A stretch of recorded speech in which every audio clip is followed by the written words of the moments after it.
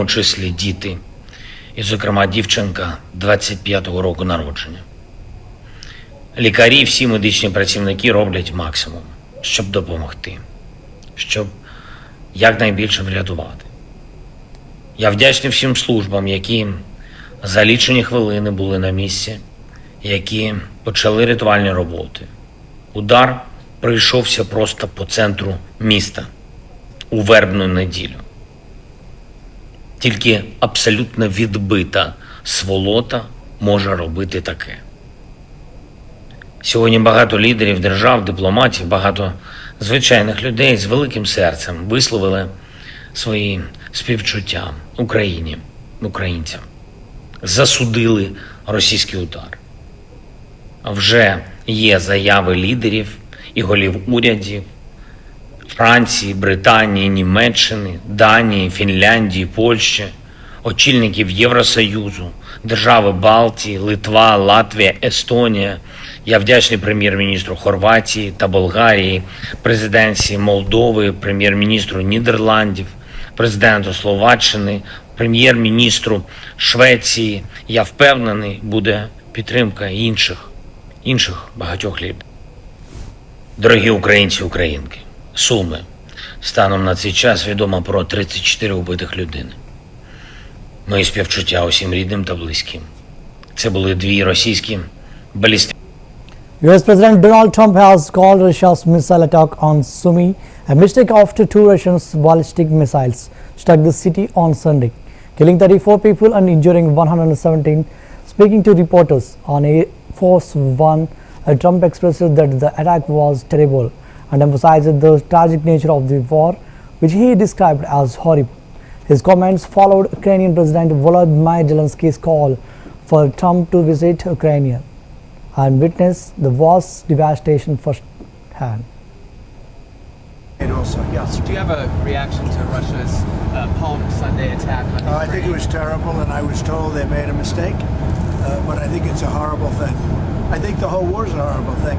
I think the war is, for that war to have started, is an abuse of power. This country would have never allowed that war to have started if I were president. That war is a shame. Millions of people are dead that should be alive. Cities are being destroyed all over Ukraine. The whole culture is gone. It's certainly very severely hurt. You know, the chapels, the churches, the spirals, all of the things that they had in Ukraine were among the most beautiful anywhere in the world. Most of them are knocked down and blown up into a million pieces. But most importantly, you have millions of people dead that shouldn't be dead. Think of it. Think of what a rigged election means. We would have had we wouldn't have had the war in Ukraine. We wouldn't have had the Russia-Ukraine situation. We wouldn't have had October 7th, Israel, the Middle East. We wouldn't have had inflation. We wouldn't have had the most embarrassing day or period in the history of our country. That's Afghanistan, one of the most embarrassing moments in the history of our country, Afghanistan. All of these things wouldn't have taken place. Think of it, we wouldn't have had inflation. But millions of people would be alive except for... Russian forces launched a drone attack on Ukraine's Black Sea port city of Odisha. The assault targeted civilian infrastructure, including residential buildings and energy facilities. Emergency services responded promptly to extinguish fires and assess damage, while specific casualties have not been confirmed. The attack has intensified concerns over the safety of civilians in the region. Ukrainian authorities are expected to provide further updates as investigations into the incident continue.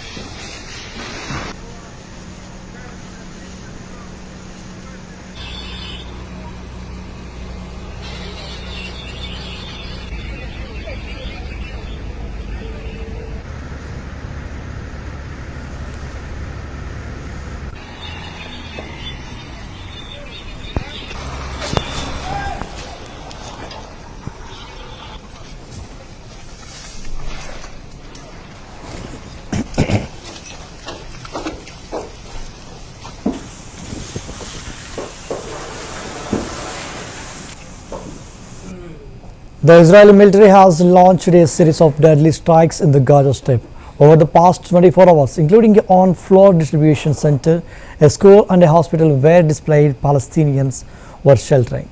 Video of a fire at a tent camp that started after Israeli forces launched in an airstrike on Al-Aqsa Matrites Hospital in central Gaza's Deir al-Balah overnight showed harrowing scenes. At least 4 people were killed in the strike and its fiery aftermath, with dozens more injured, including women and children, local health officials said.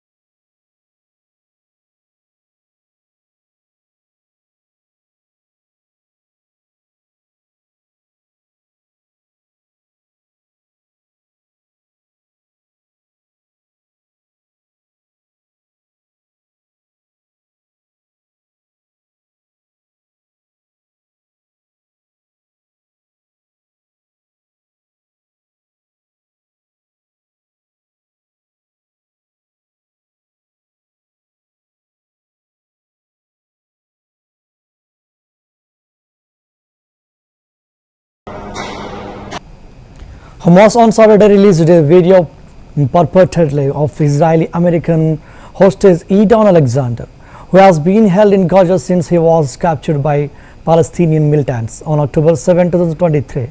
In the undated video, the man who introduces himself as Edon Alexander states he has been held in Gaza for 551 days. The man questions why he is still being held and pleads for his release. אני החייל עידן אלכסנדר, ואני אסיר בעזה כבר יותר מ-551 ימים. אף אחד לא רצוי, ואתה משאיר אותנו כאן.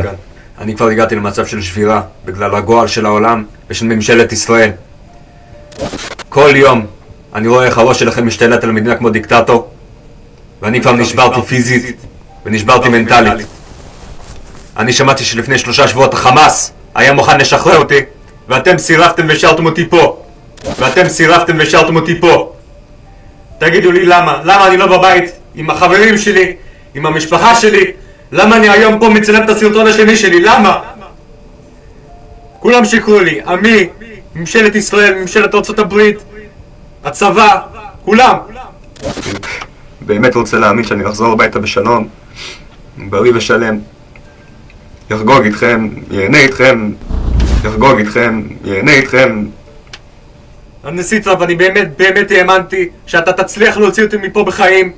למה נפלת על השקרים של נתניהו? תגיד לי למה? למה אני היום פה סובל בלילות מסיוטים? כל יום אני שומע את הקול של אמא שלי, של אבא שלי, של אח שלי הקטן, כל יום אני שומע את הקול שלהם. למה אני היום פה? למה? כל יום אני שומע את הקול שלהם. למה אני פה? למה? כל יום אני רואה את האזרחים של מדינת ישראל מפגינים, עושים כל דבר בכוח שלהם, וכל העולם לא מקשיב להם. כל יום אני רואה את התמונות שלי, את התמונות של כל שאר האסירים, בכיכר החטופים, בבימה, בכל תל אביב, בכל רחוב. למה? אתם לא מפסיקים את המלחמה? תגידו לי למה? למה אני פה? למה אני לא בבית? למה אני לא בארצות הברית? למה אני לא במשפחה שלי? למה? אני הגעתי לישראל כדי לשרת בגולני, אני חייל בודד. ב7 לאוקטובר אני נשארתי לבד במוצב מול צבא שלם. למה אני פה? למה?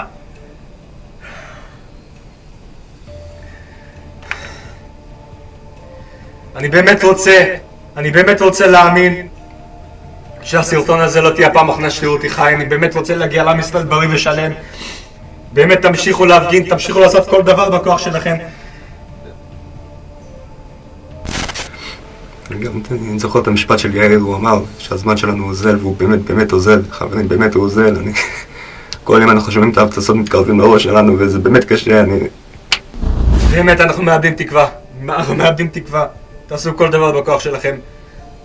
זה הסרטון שלי, זה הפרצוף שלי, באמת תזכרו אותו. אנחנו באמת חושבים שאנחנו נחזור הביתה מתים, אין מה להגיד, נחזור מתים. אני החייל עידן אלכסנדר, ואני אסיר בעזה כבר יותר מ-551 ימים. אף אחד לא רצוי, ואתה משאיר אותנו כאן. אני כבר הגעתי למצב של שבירה, בגלל הגועל של העולם ושל ממשלת ישראל. כל יום אני רואה איך הראש שלכם משתלט על המדינה כמו דיקטטור, ואני כבר נשברתי פיזית ונשברתי מנטלית. אני שמעתי שלפני 3 שבועות החמאס היה מוכן לשחרר אותי, ואתם סירבתם ושארתם אותי פה. תגידו לי למה אני לא בבית עם החברים שלי, עם המשפחה שלי? למה אני היום פה מצלם את הסרטון השני שלי? למה? כולם שיקרו לי, עמי, ממשלת ישראל, ממשלת ארצות הברית, הצבא, כולם. באמת רוצה להאמין שאני אחזור הביתה בשלום, בריא ושלם, יחגוג איתכם, ייהנה איתכם. הנשיא טראמפ, אני באמת האמנתי שאתה תצליח להוציא אותי מפה בחיים. למה נפלת על השקרים של נתניהו? תגיד לי למה? למה אני היום פה סובל בלילות מסיוטים? כל יום אני שומע את הקול של אמא שלי, של אבא שלי, של אח שלי הקטן, כל יום אני שומע את הקול שלהם. למה אני היום פה? למה? כל יום אני שומע את הקול שלהם. למה אני פה? כל יום אני רואה את האזרחים של מדינת ישראל מפגינים, עושים כל דבר בכוח שלהם, וכל העולם לא מקשיב להם. כל יום אני רואה את התמונות שלי, את התמונות של כל שאר האסירים.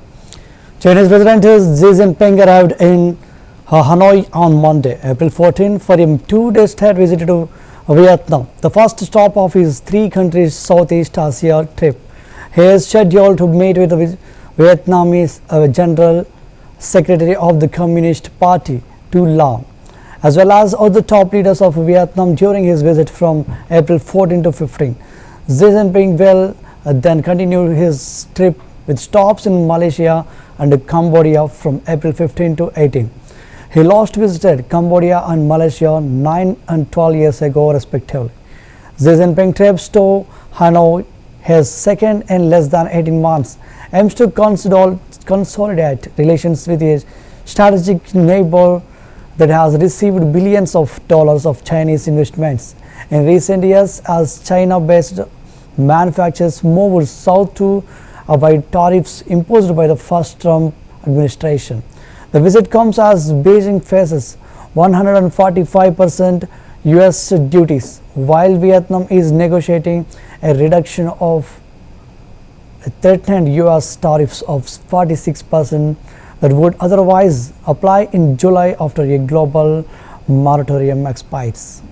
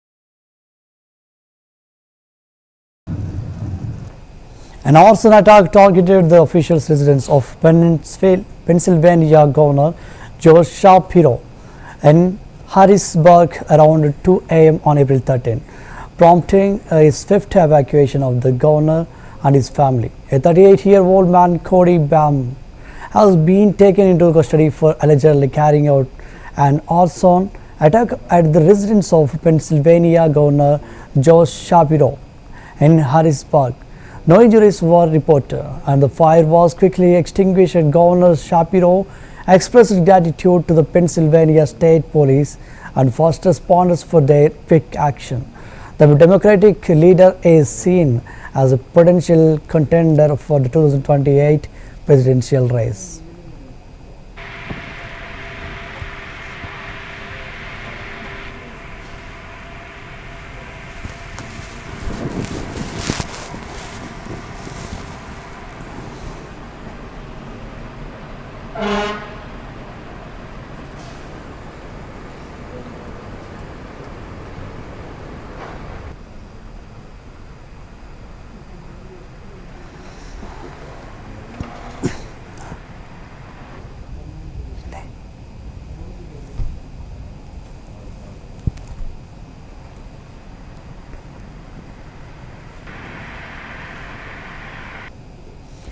That's the wrap up of the world news. Keep watching CVR English.